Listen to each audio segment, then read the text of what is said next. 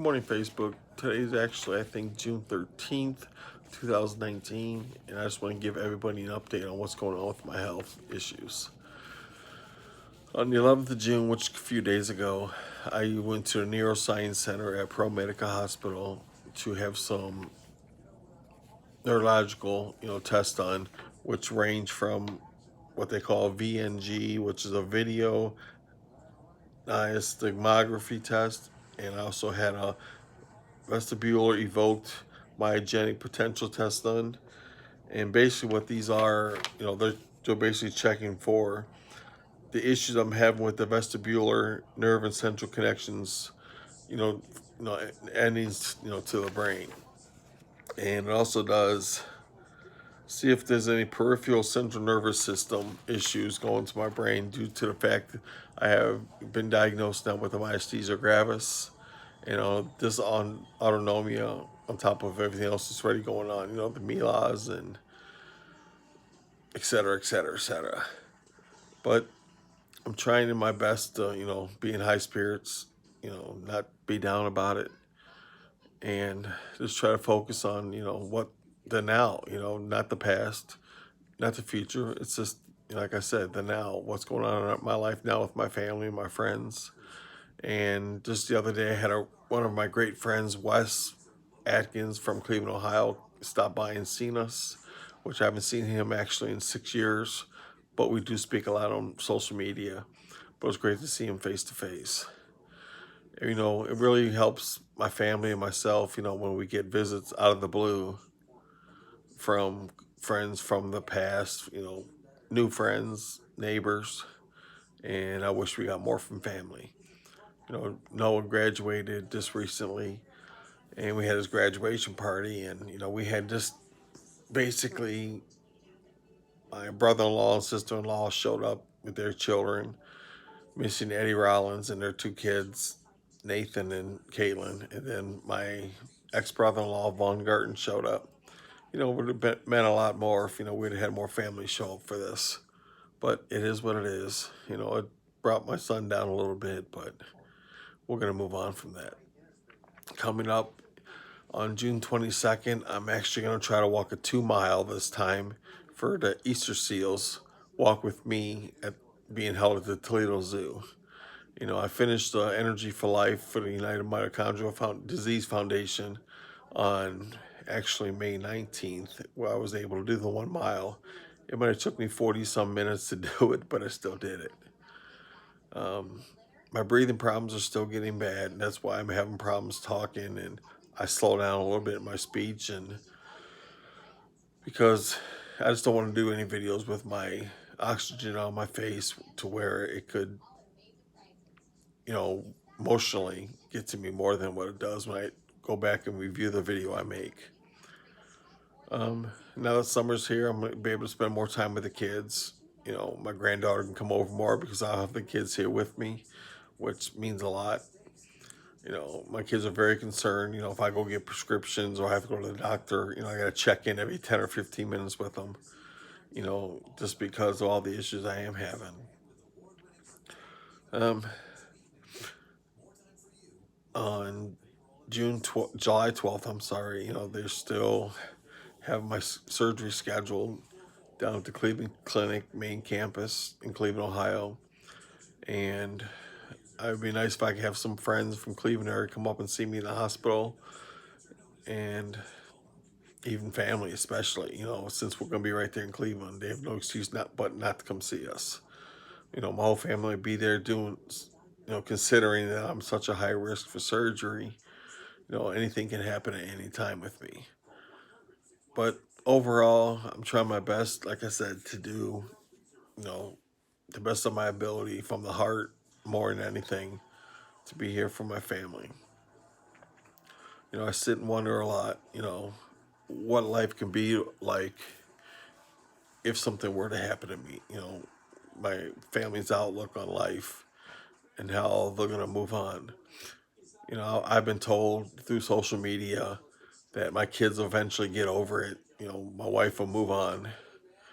And that was kind of heartbreaking, especially hearing from people you thought were your friend or family, for a long, long time actually. And but then you're going to see posts from them, talking about, oh, they had to put their animal down after 5 years or 6 years, and it's heartbreaking. It's like a family losing a family member. But comparing that to my children, my wife losing their husband, their father, their daddy, their mentor, there's no comparison. You know, people want to compare apples to oranges way too often. If it's political, religious, gender, race, regardless of what it is. We all got to learn to love each other more, and get rid of the animosity and the hate we have for each other. My children are being raised to accept everybody for what they are, not who they are, or what they look like, or what their sexual orientation might be. So yesterday we was able to get the pond cleaned out really nice. So now we can see all the fish, which it's gonna be nice. Go out there every day and sit and watch the fish, which is very peaceful and heartwarming to me. I know it sounds silly, but it's just something to keep my mind off what's going on with my health. Still having a lot of the respiratory problems. Laying flat, totally. I feel like I'm being suffocated with an elephant laying on my chest. I'm still not breathing well. I'm having anywhere between 7 and 9 episodes an hour where I stop breathing, which my CPAP machine is it's anything more than 5 seconds. But I'm trying to work on it. I mean, it's out of my control, but with the oxygen coming through, it does help a little bit. But I'll know a little bit more today, actually, because today I go to the pulmonology at UTMC, and I see Dr. Asali, and we're going to go over my saturation levels, which it thinks that they're so low in the 80s, between 83 to 85 on average, without the oxygen on, especially on exertion, to have him look over the fact that there's issues with giving people respiratory mitochondrial diseases or autoimmune diseases straight oxygen. So I printed out a bunch of things from the medical board that goes over all that, so I can take to him so he can go over it. Which might actually educate him a little bit more. To deal with people with mitochondrial issues or concerns. Um, our granddaughter's going to come over today and spend time with Haley and I, because Nick stayed at his friend's house, and Noah, a typical teenager, he's going to sleep in a little bit, which is okay. It is what it is. But overall, I'm trying to make the best of life. Last couple weekends, with graduation being last month, we've had the opportunity to have a lot of the kids over for hangouts. We've gone to quite a few graduation parties, and we actually had a really big one at our house on the 2nd of June, which I think Noah ended up having over 30 to 40 kids, if not more, at our house throughout the day. It was like a big frat party in the front yard. They were playing cornhole and ping pong and air hockey and basketball and yard Yahtzee, Connect for a big Connect 4 game. But they had a really good time, and we had a bunch of the parents come over, which is great because they really accepted us in this community and help us feel really welcome here. Shelby Lutz and Ed and the Whitmans, with Tammy and John, and it was nice to see Gary, Tammy's brother, and we had Michelle Morningstar next door come over and her husband with the kids. We had Fred Freeman come over. It was Julie Jensen and Steve, and just to have everybody over. It's great. It's a great feeling. It's really comforting that you see that people that you've only known for 7 years are more compassionate and care more about what's going on with your family, how it's affecting your family, and helping you cope with it the best you can. Uh, it it's hard, because we miss the families so much in Cleveland. And like I said, we were hoping we would have got a better turnout for Noah's graduation and Orr's party. And of course, everybody knows it now that, our oldest one, Jordan, he's getting married September 13th of this year. And they're going to have a beautiful wedding with Haley, Nick, Noah, Peyton. All of them will be involved in the wedding. Nick and Peyton will be the flower girl and ring bearer. And then you got Haley and Noah's in the wedding party itself. And it's going to be a big milestone for us. But it's heartbreaking because it's going to be such a special moment, and just to be there and being able to witness your kids big moments in their lives, whether it be through sports, education, free time, hobbies, whatever it might be. It's warming to the heart. I see a lot of videos of people posting vacations with their families, picnics with their families, movie night at home with their families. Those mean more to me than anything that people are posting sitting at the bar, at the club, showing people twerking on their videos, things like that, because family is what it's all about. Like they say, you live once, you die once. No, each and every day you live. Every day you wake up, you're living. We only die once. So I just feel at times that each day, each moment, each second of every single day should become a memory in your family and friends' heart and throughout their thoughts process in their brains. But it means more when it goes to the heart, because you never want your kids or family, think about or remember the bad times. You just want them to always remember the good times and the moments. And when looking at pictures or video on your camera, your computers, your laptops, your tablets nowadays, you can actually reminisce about it because you made the special memories, and not just a picture with a margarita in your hand or in your bathing suit in a best body contest or whatever it might be, because family is true to the heart. I've always told my kids to really think about, the number five. I was told about the number five years and years and years ago.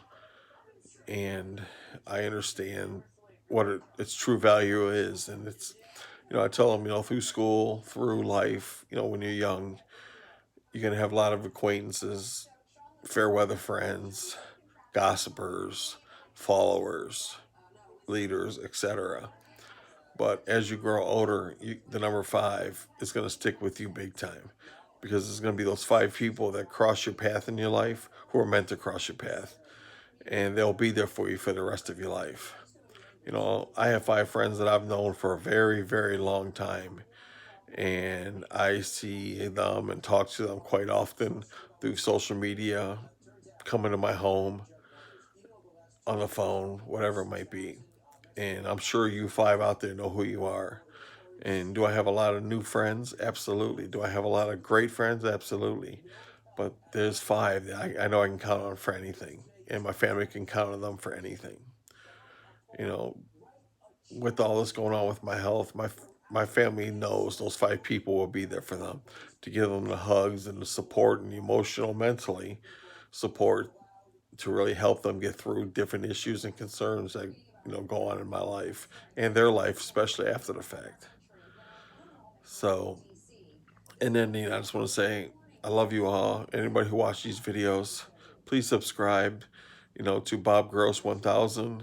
Follow my postings. I'm trying to post as many as I can from today on, because I really want people to see how much everything really means to me, and the thought process of what goes on in my head each and every day, knowing that the illnesses that I have, that there's no cure for any of it. Some are symptoms of others, but some are diseases that are causing tons of different kind of system malfunctions and breakdowns. But the scariest one, of course, is the Melas Syndrome, and the Myasthenia Gravis, and the dysautonomia. Now, with the weakened diaphragm, the oxygen, the compartment syndromes, the excessive bleeding, the high risk surgery. It's scary, but I'm not scared for myself. I'm more scared for my family. And I just wish, we get a lot more support emotionally and mentally than we're getting, especially for them. It's hard for them being kids and realizing that dad can't do, run outside with them. Dad can't take long walks with them. Dad can't go out in the humidity with them. Dad can't go swimming with them because my body just doesn't produce enough energy to do any of these things with them. But some people who, have the perfect life, so they think, have no health problems, have no problems like that in their life, they truly don't understand it. But there's a ton of you out there who do understand it because you're going through it. It was very heartwarming and touching and emotional the day we did the Energy for Life walk down in Columbus, Ohio for the mitochondrial awareness, and the United Mitochondrial Disease Foundation.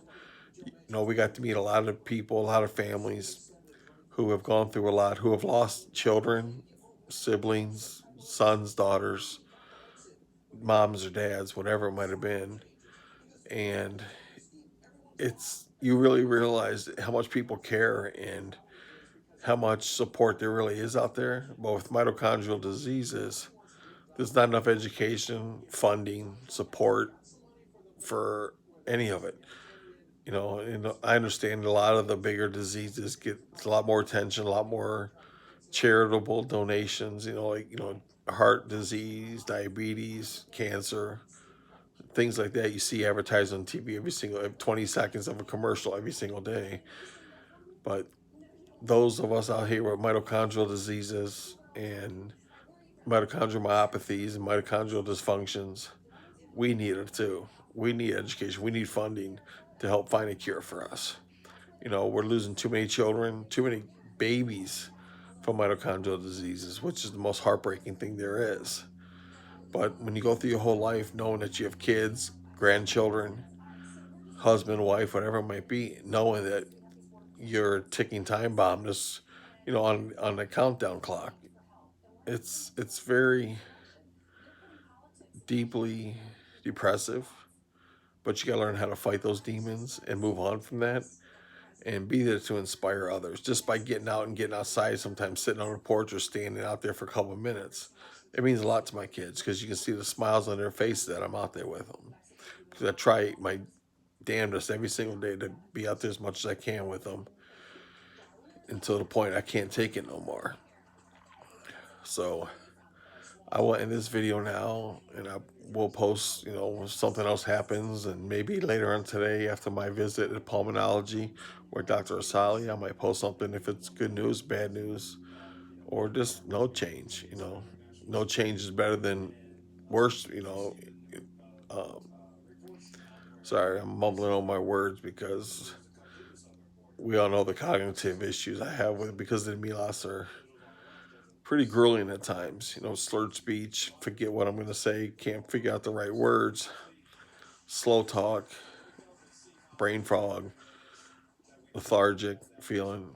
So I do apologize, and I wish all you a very blessed day. Take care now.